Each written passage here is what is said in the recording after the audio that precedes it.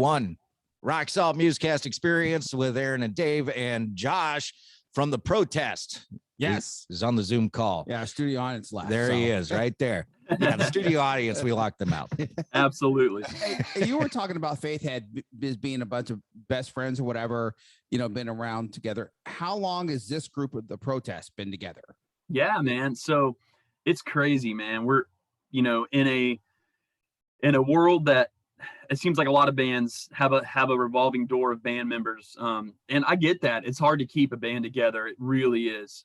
But it has been, TJ and Jared and I have been playing music together since we were literally in middle school. We played our first show. So cool. Yeah. I mean, I just turned 31, man. And we played our first show when I was probably 12 or 13. Wow. Wow. And Sarge, during that time, Adam, he was giving me lessons to play the guitar. So that's how we met. So this whole time we've always been really tight. Sarge went out to LA to study music theory. In 2009, he came back to join the band. So from 2009, it has been the four of us. We've had some amazing bass players who we still love come and go, but the four of us have been in it since 2009. Yeah, I was gonna say I could totally be wrong. I thought there was 5 of you when I saw you on that City Rock Fest tour, but I could be wrong because that was so long ago. I'm trying to remember if we had Jesse in the band or not at that time. I'd have to go back and look at the pictures. Yeah. But yeah, I mean, we've had some bass players, and we're not ruling out the idea of getting a 5th guy. Having a live bass player is cool because it's very rock and roll, and you can still, go off the cuff if you want and jam on something. Right now we have a track, we have track bass and we still play it through a cab. So, I mean, it's like he's there, but the problem is obviously everything has to be planned out. Like, every moment of the set has to be planned out so the bass hits at the right time and stuff like that. So yeah, it's gotta be precise. Absolutely. Yeah, like a Swiss watch, Aaron. Boom. Yeah, that's it.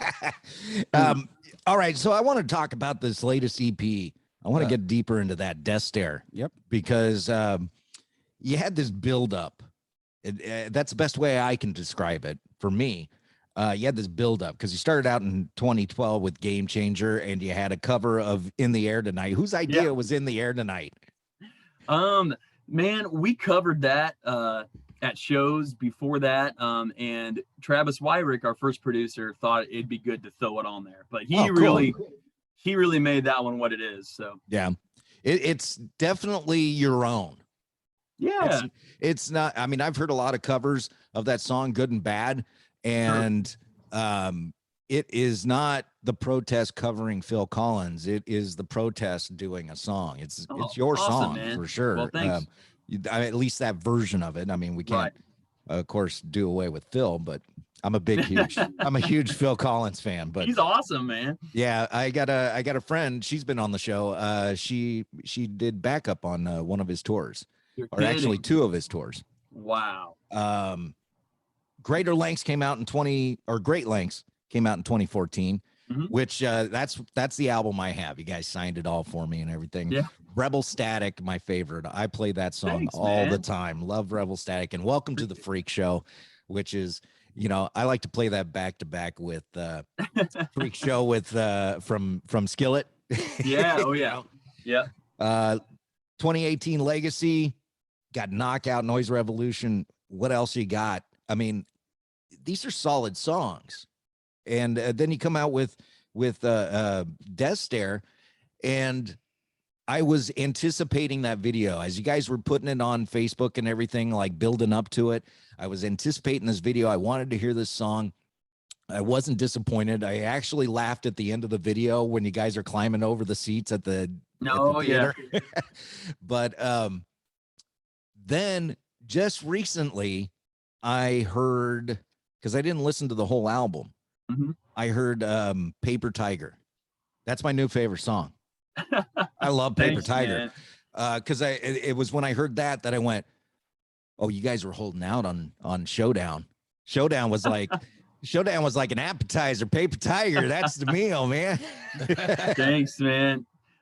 Yeah, we were, man, like that's one of those that, so Adam wrote most of that, and he brought it in one day to the studio, and we were like, dude, that like already, like his melodies and riffs and stuff, it was almost built, and we just knew that given the right producer, that would be a special song.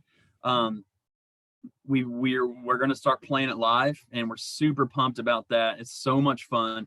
And yeah, the whole EP talks about fear, and overcoming fear. So, you know, everybody has a paper tiger, something that they're afraid of, something that keeps them up at night. And this isn't necessarily talking about like, you know, like spiders or the dark, but, you know, I mean, those fears, like, you know, that the enemy tries to put into your mind, you know. So the whole EP in hopes is to kind of fight that a little bit. And that's what Paper Tiger is. You know, you think it's something so horrible, something so terrible, until, you know, you look at it with Christ on your side, and you realize that that's just a paper tiger. It seems scary, but it can burn easily. Yeah, I one line in that song stuck out for me, and I had to write it down, is nothing more than a silver-tongued liar. Yeah. That's a great line. You know what I'm talking about, Aaron? Oh, yeah, You've heard sure. the song. I mean, did you guys like work hard at that line, or did it just come to you? Because I mean, that's a great line. Thanks, man. No, dude, Adam had these lyrics. Like, it's very rare for our band to come in with almost a fully pieced together song. Like, a lot of our writing is like spent painstakingly with our guitars in front of a computer, you know, just trying to come up with stuff, you know, putting a lot of thought into it, because sometimes it takes a lot of thought, but sometimes things just come to you. And I think God put that song on his heart because it came with lyrics. It came with, you know, most of what you hear was what the demo was like. So, oh, really? Yeah, super cool. Wow. And that's very rare, because if you heard some of our demos, you'd probably not think we were a very good band anymore. So, well, you know, here's the thing is, I was telling Aaron this a couple of weeks ago, which is, back in the 80s, I was a big fan of Exit Records, 77s, Charlie Peacock, all that. And Charlie had given me some tapes of demos from those bands. And yes, they're very, very rough. Yeah. But now, due to technology, and everybody's got it in their living room or their bedroom or whatever, demos from bands are sounding like, I mean, stuff ready to just put out there. Absolutely. I think the whole home recording software has gotten so good that, I mean, some of the best records I've heard in a long time were made in someone's basement or in someone's room. You know what I mean? It's just it's crazy, you know, like you don't have to go to a state-of-the-art studio anymore. I mean, we like to, just because, I don't know, we're kind of old school, and it's just fun to, you know, like get into those isolation booths and record drums in a big room. But, you know, people are just able to get so many good sounds out now, man. It's a crazy time, really. Well, collaboratively, it's got to be somewhat inspirational to show up at a studio together, you know, and work on a song together, correct? Instead of, you know, hey, I'm FaceTiming this guy I'm laying down my track, now you lay down. I don't know how everybody does it, but absolutely, man. And, you know, when we write as the Protest, we are always together. Like, we're going to take a writing retreat in November and just spend a couple days off the grid, just writing music together. I mean, that just helps us. Now, during COVID, some of our co-writes, some we used, some we didn't.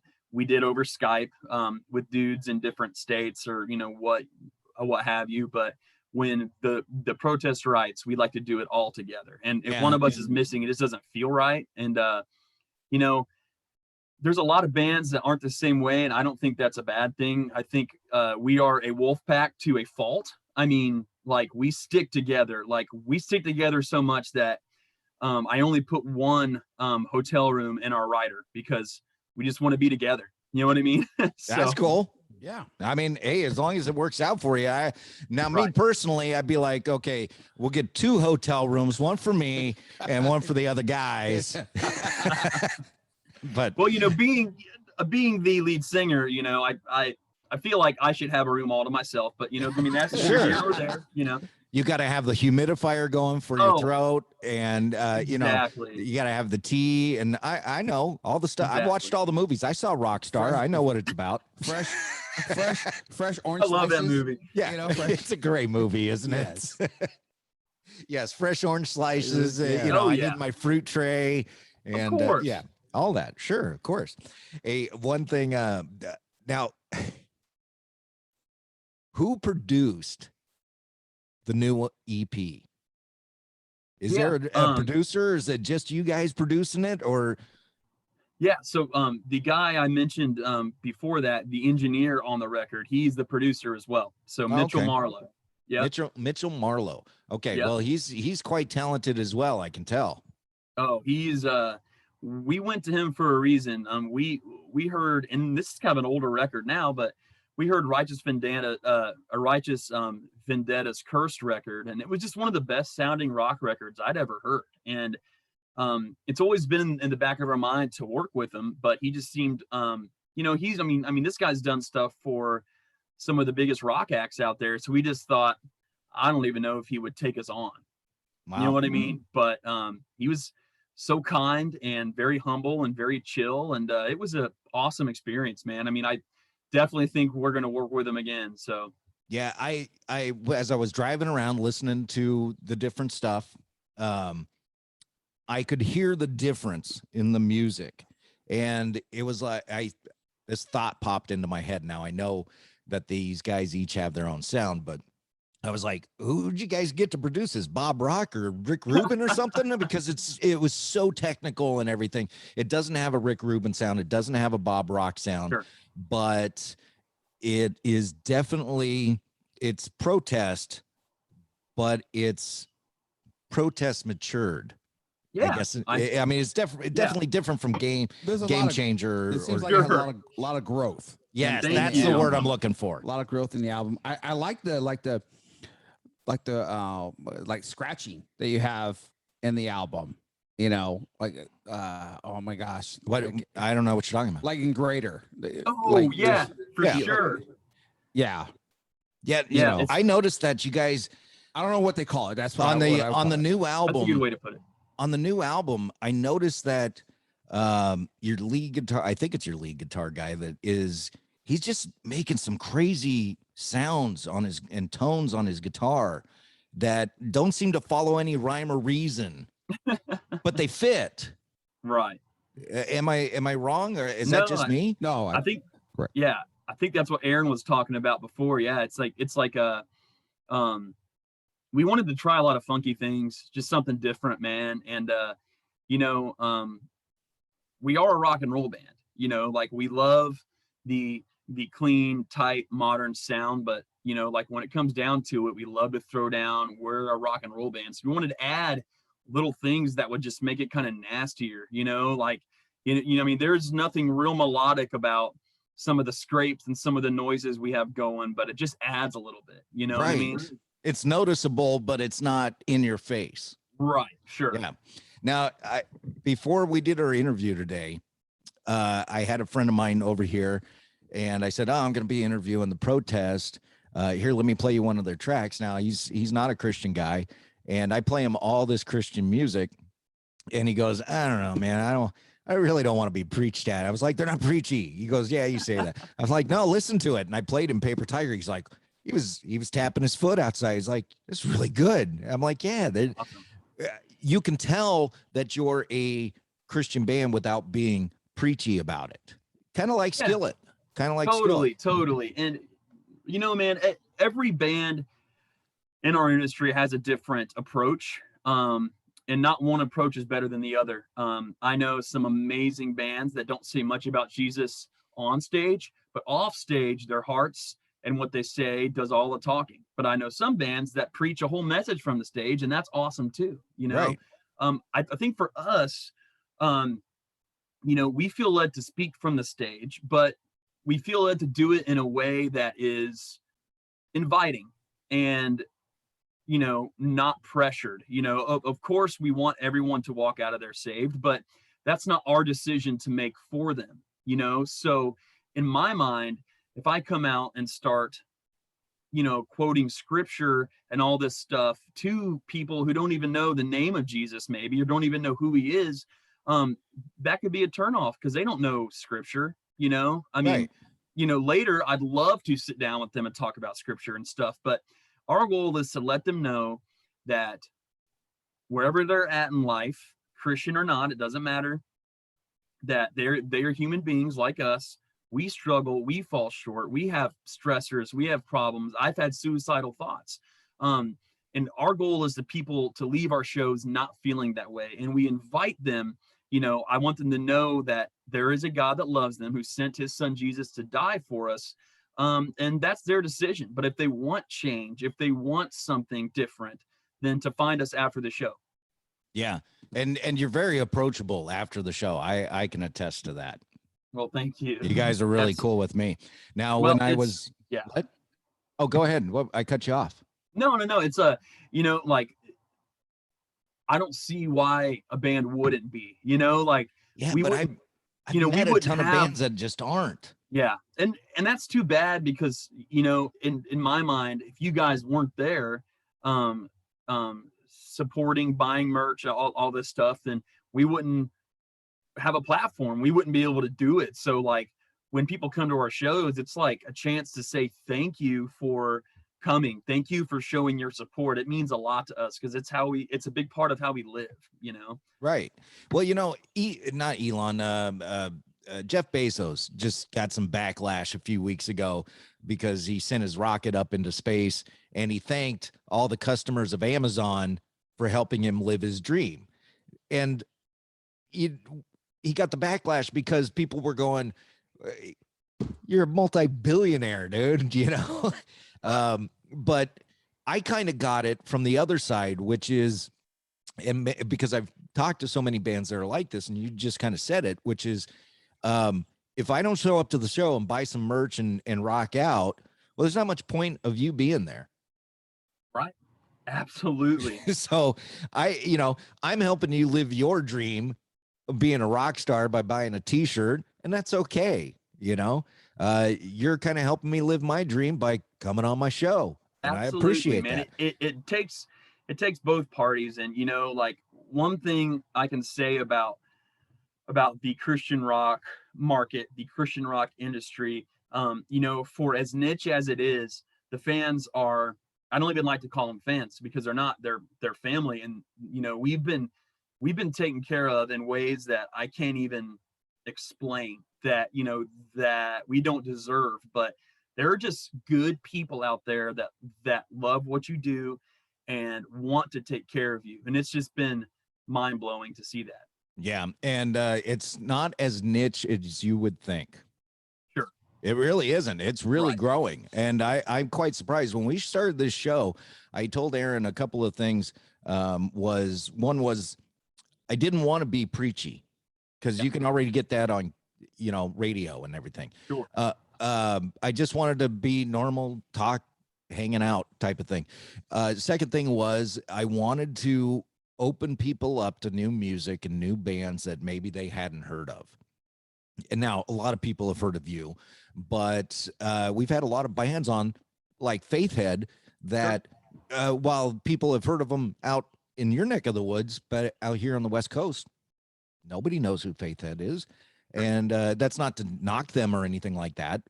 I want to be that vessel to, Right. Hey, check out this band. They're really cool. Exactly. I didn't know who they were until I saw them post that they were going to be playing with you. Yeah. And I reached out, hey, you want to come on the show? And they Very did. cool, man. And so the same thing with Deadson. You were playing the show. Those guys with are them. nice guys. Yeah. Deadson's awesome. Oh, we just had Keegan on. He was we talked about, Major League Baseball, the playoffs and all that. He's a huge baseball fan, but again, and then you did Sound for the Crown in San Antonio. Yep.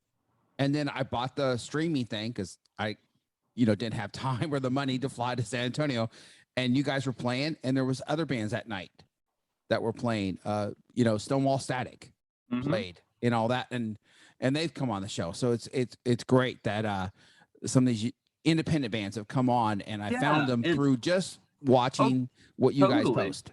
And I feel like, a lot of people would say that we were a hair too late to ride the wave. I mean, if you guys can remember back in the early 2000s, mid 2000s, Christian rock was like massive. It was thriving. There was a spot for it in the Grammys. There was a spot for it on Billboard. And then for a while, it started to just head underground, like, stations dropped and stations dropped. But I really do feel like the last couple years, some of the best bands that have ever been in the genre are coming out with incredible music. And I do feel a growth, in the scene. And I just hope it keeps doing that, Yeah, I think it goes through waves, Right. I got into Christian music in the 80s, listening to Petra and Steve Taylor and stuff like Sure. that. My friends made fun of me because I like this music. My kid still makes fun of me because I like that music. But that's when it was really a niche. That was a niche market. Oh, sure. And then you got like bands like Striper starting to break over into the other side, and Skillet, fast forward many years, Skillet is kind of, I don't want to say they're kicking in the door, but they're opening that door, right. know? I mean, like, you've got your PODs, your Reds, your 1,000-Foot Crutches that have really made a big impact on that mainstream market. I mean, even back earlier, like your Reliant K's and your Pillars, like there was a big spot for it, Right. And I feel like it's gonna happen again. We're starting to run out of time, so there's a couple things I wanted to get to here. Sure. I don't normally talk about the merch with bands, but I was on your site and I really like this shirt. I'm not asking you for a shirt. I'm going to buy one, but the Bad Self shirt, that thing is so cool. But it had Colossians 3:9 and 10, which I had to go look up. Can I read it? Do you mind, Aaron? Absolutely. All right. It says, do not live to, sorry, I can't read my own notes now. Do not live to each other, since you have taken off your old self with its practices and have put on the new self, which is being renewed in knowledge in the image of its creator. So where did all that come from for you guys? What does that say to you? And why would you put it on a shirt? Yeah. So my brother, that's actually our other job. My brother and I have a graphic design company. We do a lot of work for bands like Disciples, Seventh Day, Fireflight, and even bands like Dead Sin and all those great guys. So Jared made the shirt, our drummer and my little brother. And the song is called Bad Self. It's basically about sin. You look in the mirror as a sinner, and it's just, there's so much shame, there's so much guilt involved. We've been forgiven. We have the opportunity to have a new self, to put on a new self. And that's kind of what the thought process was behind that thing, letting the old self kind of burn away. Yeah. Well, real quick to wrap things up, what's next for the protest? What do you got lined up besides the Ashes to New tour? What do you got your sights set on? Sure. Great question. So yeah, we have this run coming up with those guys, and then a few dates in December that we haven't posted yet that we're probably gonna end the year on. November, we're gonna spend maybe doing a music video, writing a lot. We have a couple exciting things for fans, some extra content kind of stuff for fans that we're thinking about launching sometime next year. And then I don't know. I think you'll see us out on the road a lot next year. And I think there'll be some new music, hopefully. So Nice. All those things. I think the first thing is we're going to start writing really hard, because something I found out in music, it's never too early to start writing. We just had a record come out, but we tend to wait until we have to write. We just want to start writing now and have tons of different options. Right. Throw it in the Prince vault. You know, Prince had a vault. Yeah. He just Prince, threw everything in there. Prince Prince has enough music to last for a long time. Here's what I always say. There's a reason it's in the vault. Right. There's a reason it didn't get released. Right. I've got a few episodes of our show that are in the vault. Sure, I get it. Yeah. So you got the protest coming up. I mean, big stuff coming up for the protest. You got more writing going on, more recording going on. You got the Ashes to New tour going around. Was that 8 dates, 10 dates? Yeah, it's just 8 or 10 dates. So just kind of a run. But we're super excited about it. You know, we don't we play a lot of clubs, but we don't get to do the club circuit all the time. So it's fun to take the ministry in there, you know. All right. I got homework for you. Okay. This is a homework assignment. I want to see you on Aftershock next year because you guys will fit in, no joke, perfectly at Aftershock.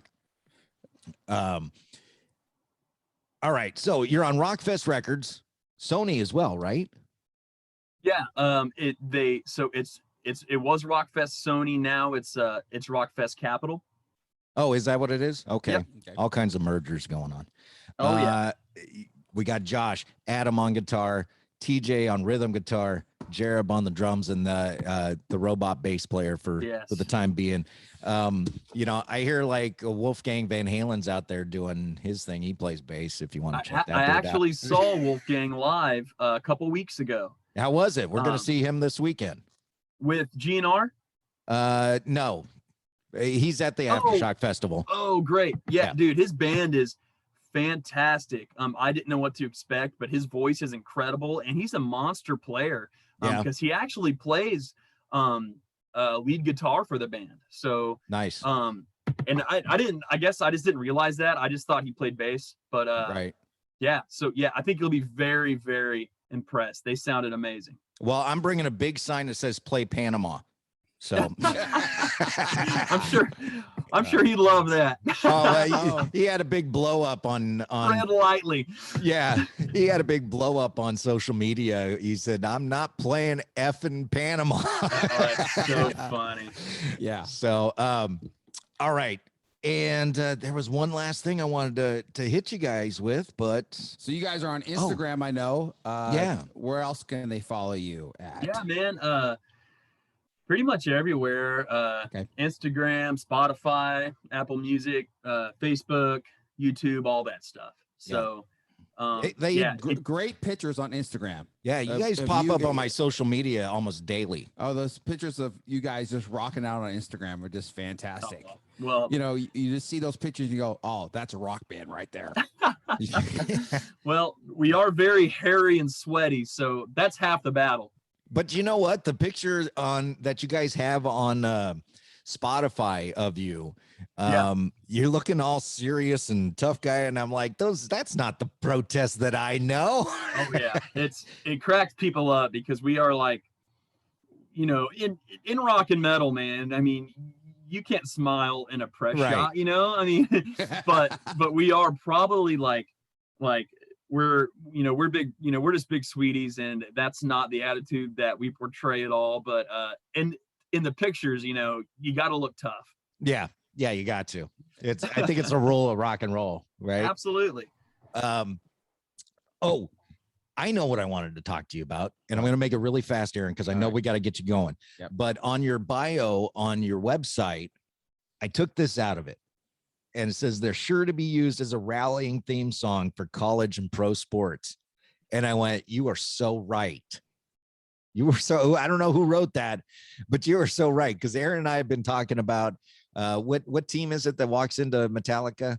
West Virginia. West Virginia comes into Enter Sandman. I'm sorry, Virginia Tech. Oh, sorry. Okay, yeah. Virginia Tech. And I told Aaron, when I first watched that, I was like, you know, if I was on the opposing team, I might actually be a little afraid to play that game. dude. Yeah, I watched footage of that their first game back after COVID, and the arena was just, it was insane. I'd be very, very intimidated. Right? Yeah, I was watching Wisconsin, Michigan this weekend, and beginning of the fourth quarter, they play House of Pain, Jump Around. Oh And yeah, yeah, even the Michigan fans were just going up and down. going It's a- hard. I love that, man. It creates a great atmosphere. All right. Absolutely. So, Josh, thank you for coming on the show. It's the Protest. They are the new album is called, Josh, Death Stare. Death Stare. And you were on Facebook, Instagram, Spotify, just everywhere. The Protest is everywhere. It's Everywhere like on the internet. it's like May of 2020 all over again. There's protest everywhere. Absolutely. All right, Josh, thanks for coming on the show. I appreciate your time, and look forward to even more great stuff coming out from the Protest. Are we going to do another song here from? Oh yes. What are we doing, Aaron? Another great song for the Another Protest. great song from the Protest. That means he doesn't have it ready yet, but he will. All right. All right. Thanks, brother.